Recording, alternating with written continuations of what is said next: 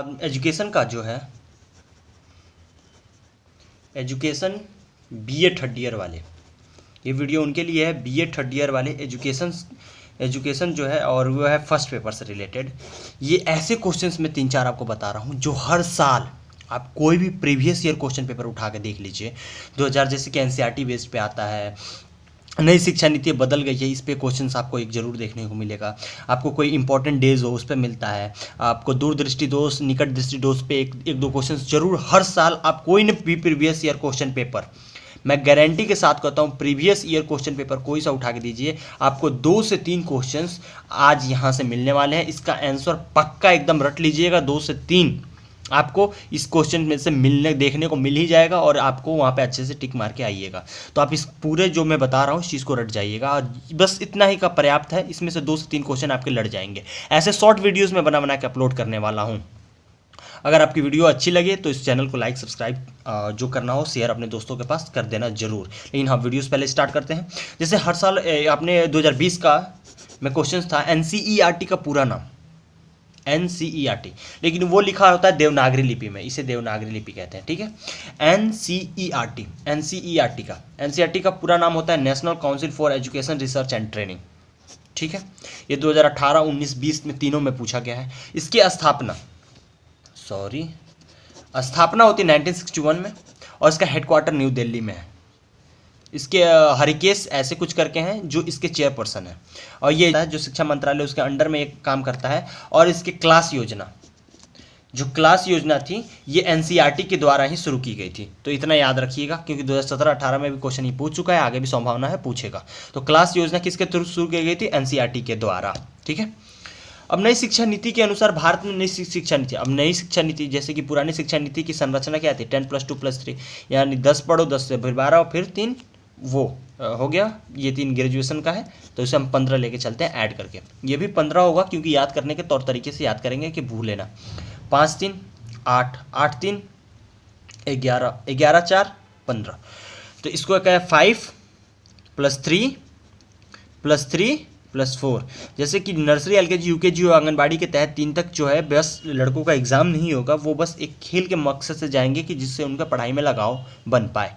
तो ये क्वेश्चंस है काफ़ी, मुझे तो गारंटी कह रहा हूँ 2021 या 2022 में इस पर क्वेश्चन उठने हैं। 2021 वाले में तो पक्का है आने वाला है नई शिक्षा नीति के ये, तो आप थोड़ा इसको ध्यान दे दीजिएगा। पुराना वाला 10+2+3 था, नया वाला 5+3 + 4।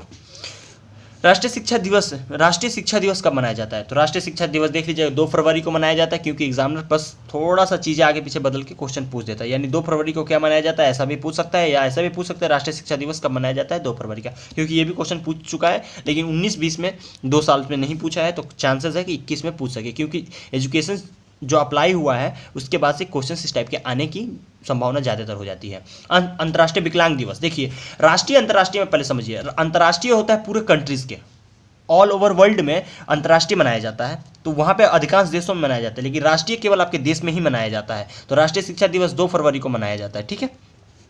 और अंतर्राष्ट्रीय विकलांग दिवस मनाया जाता है 3 दिसंबर को।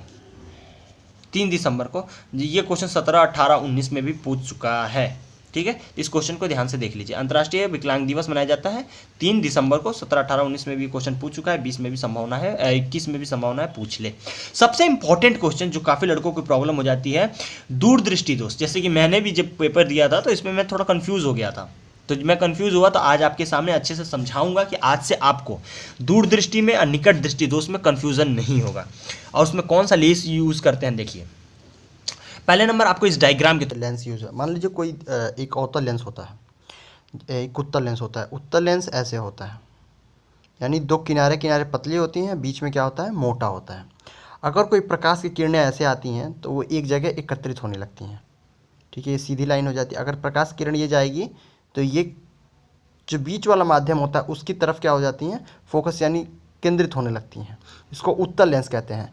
आप जो मोटरसाइकिल देखिएगा और पीछे देखने वाली जितने भी मिरर्स यूज़ होते हैं, शीशे यूज़ होते हैं, उसमें उत्तल लेंस का यूज़ किया जा सकता है, क्योंकि जो दूर वाली जितनी चीज़ें होती हैं ना, वो आपको नज़दीक करके दिखाता है, ठीक है, कि आप एकदम पास करके दिखाता है, तो उत्तल लेंस का यूज़ होता है। और आँख पे जैसे कि कोई किरण आ रही है और रेटिना से बाहर बन रही है, या रेटिना के पास मान लीजिए ये यही बन रही है, तो लेंस का यूज़ करते हैं। जैसे कि यहाँ लेंस का यूज़ ये हुआ है, ये लेंस का यूज़ होने की वजह से, ये लेंस का यूज़ हो गया, इसके वजह से यहाँ पे फोकस कहाँ पड़ पाया है, रेटिना पे मतलब आ जा रहा है। तो याद रखिएगा, आप इतना ध्यान रखिएगा कि निकट दृष्टि दोष यानी दूर दृष्टि दोष के लिए, दूर के लिए कौन सा करते हैं, उत्तल लेंस। इसमें हमें पीएचडी नहीं करनी है, क्योंकि एजुकेशन में बस आपको पूछता है कि आप जानते हैं कि नहीं। दूर दृष्टि दोष में कौन सा, उत्तल लेंस। और नज़दीक के लिए नाम से ही बड़ा लग रहा है, तो अवतल लेंस का यूज़ करते हैं। ठीक है, अवतल लेंस का यूज़ करते हैं, तो ये याद रखिएगा। और अवतल लेंस से अपसारी लेंस कहते हैं, अपसारी। इसको व बना दें तो अवतल हो जाता है, और प बना दें तो अपसारी, अवतल अपसारी, अवतल अपसारी। एक याद रहेगा आपको, तो एक दूसरा खुद आप सही करके आ जाएंगे। इसलिए बता रहा हूँ, काफ़ी इंपॉर्टेंट क्वेश्चन है और इसको लड़के गलत करके आ जाते हैं, इसलिए आपको हम टाइम दे के बता रहा हूँ कि अच्छी तरह से आप समझ पाएँ इस चीज़ को। देख लिया, अच्छे से समझ लिया।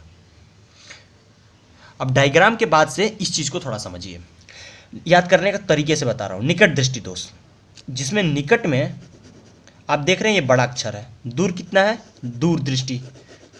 दूर को देखिए, दूर दृष्टि यानी दूर क्या है, छोटा वर्ड है। तो निकट से अवतल, अवतल भी क्या है, बड़ा है। दूर से उत्तल लेंस यूज़ करेंगे। ये तो चलो लेंस का यूज़ हो गया। यानी अगर पूछ दे निकट दृष्टि दोष, तो निकट देखिए, दृष्टि दोष, सॉरी निकट देखिए, निकट दृष्टि दोष अगर पूछ जाए तो क्या होगा, अवतल लेंस। अगर पूछ दे दूर दृष्टि दोष, दूर देखिए छोटा वर्ड है, तो उत्तल। और याद रखिए, कोई एक याद रख लीजिए, जैसे निकट दृष्टि दोष का अवतल लेंस याद कर रख लिया है आपने, तो दूर दृष्टि में कंफर्म है कि उत्तली लेंस यूज होगा। तो एक कोई कंफर्म है, याद कर लीजिए, कंफर्म एकदम याद कर लीजिए। निकट दृष्टि दोष में कौन सा लेंस होता है, अवतल लेंस। और अवतल लेंस को क्या कहते हैं, अपसारी कहते हैं, अपसारी। अब देखिए, अपसारी को इससे कैसे लिखेंगे, उत्तल लेंस को क्या कहते हैं, अभिसारी, अभिसारी। तो यहाँ लड़कों को कंफ्यूजन हो जाता है। देखिए, अगर निकट दृष्टि दोष की बात आती है, अगर निकट हुआ तो अवतल, निकट दृष्टि दोष तो अवतल लेंस, अवतल। और अवतल को आप लिख सकते हैं अपसारी। इसे वह भी, मतलब ऐसे याद रखिए कि इसको वह भी बनाया जा सकता है। ये याद करने का बस तरीका है, इससे और कोई मतलब कि वास्तविकता से कोई संबंध नहीं है। ठीक है, बस याद करने का तरीके के लिए बता रहा हूँ। निकट में बड़ा 3 अक्षर आ जाते हैं, इसमें और 4 आ जाते हैं। उसी तरह दूर है दृष्टि दोष, इसमें हो जाता है उत्तल लेंस का यूज़। और अपसारी यहाँ जब हो गया तो अभिसारी तो बचा यहाँ पे। तो याद रखिएगा, क्योंकि हर साल जो भी मैंने ये क्वेश्चंस बताए हैं, हर साल इसमें से 3 या 4 क्वेश्चन आपको देखने को मिल जाएंगे। बस बदल के क्वेश्चन पूछ देता है। तो मिलते हैं दोस्तों नेक्स्ट वीडियो में ऐसे वीडियो के साथ। Thanks for watching. वीडियो को सब्सक्राइब करना मत भूलिएगा, चैनल को सब्सक्राइब करना, लाइक शेयर कमेंट जरूर कीजिए। कुछ वीडियोज़ में और चाहिए तो कमेंट सेक्शन में जरूर बताइए। Thanks for watching.